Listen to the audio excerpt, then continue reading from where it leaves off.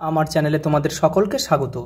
আজ আমরা class 4-এর Ryan Martin প্রশ্নবিচিত্রা থেকে পরিবেশের তৃতীয় পর্যায়ক্রমিক মূল্যায়নের 12 নম্বর স্কুল সলভ করব।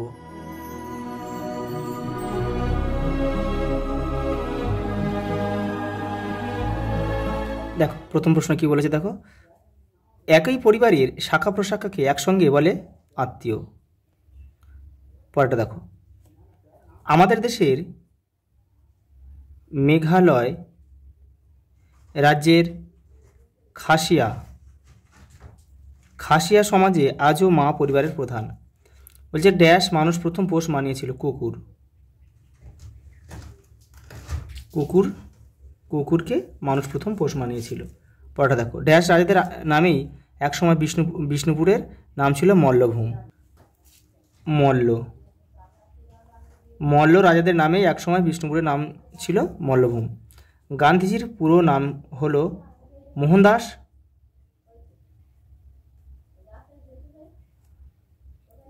করমচাঁদ গান্ধী। পরেরটা দেখো, অত্যন্ত পুষ্টিকর পানি হচ্ছে দুধ। ভুটানের রাজার সঙ্গে কোন রাজার যুদ্ধ হয়েছিল?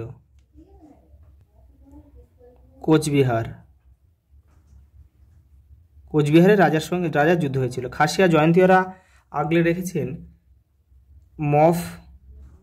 মফলং পবিত্র বনভূমিকে। চা পান করা আমরা চীন দেশ থেকে শিখেছি। জাদুঘরকে ইংরেজিতে বলে মিউজিয়াম। পরেরটা দেখো, পরের প্রশ্ন দেখো, গান্ধী স্মারক সংগ্রহশালা উত্তর 24 পরগনার ব্যারাকপুরে আছে। ব্যান্ডেল চার্চটি তৈরি হয় 1660 খ্রিস্টাব্দ নাগাদ। কোন আগে সূর্য মন্দিরে রথের চাকার সংখ্যা হচ্ছে 12 জোড়া।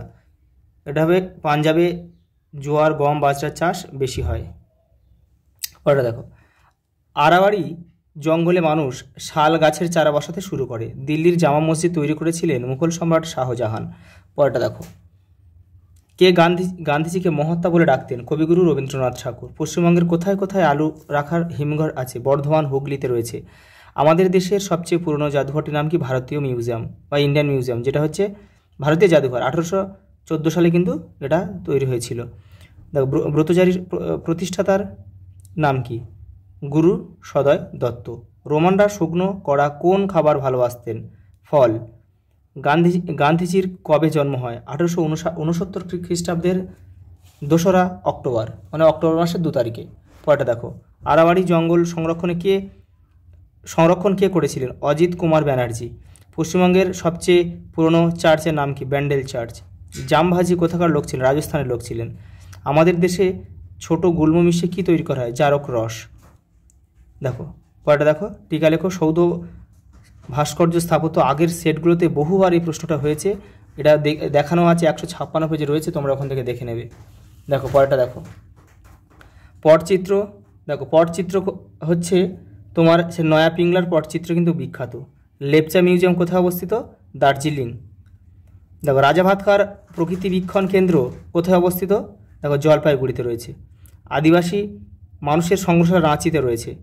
আর ব্রতচারী গ্রাম কোথায় আছে? ব্রতচারী গ্রাম আছে তোমার ঠাকুরপুকুরে রয়েছে। আর মফলং পবিত্র বনভূমি রয়েছে মেঘালয়ে। দেখো পরেরটা দেখো, ভারতের 2টি মসজিদের নাম লেখো। দেখো জামা মসজিদ, টিপু সুলতান মসজিদ। দেখো মমি কাকে বলে? মিশরে ওষুধ মাখানো মৃতদেহকে কিন্তু মমি বলে। বিষ্ণয় কাদের বলে? 151 নম্বর পেজে রয়েছে, ওটা তোমরা দেখে নেবে, বহুবার আগে দেখানো হয়েছে। 2টি বিজ্ঞান কেন্দ্রিক সংগ্রহশালার নাম লেখো। ভারতীয় জাদুঘর আর দীঘা বিজ্ঞান কেন্দ্র। দেখো পরের প্রশ্ন দেখো, কতগুলি জিনিসের নাম লেখো যেগুলো খাবারকে জীবাণুর হাত থেকে বাঁচায়? লবণ, হলুদ। সত্যাগ্রহ কাকে বলে? তোমাদের টেক্সটের 160 নম্বর পেজে রয়েছে। আগের সেটগুলোতে বহুবার দেখানো রয়েছে, ওখান থেকে তোমরা করে নেবে। আজ এই পর্যন্ত, দেখা হবে পরের ভিডিও।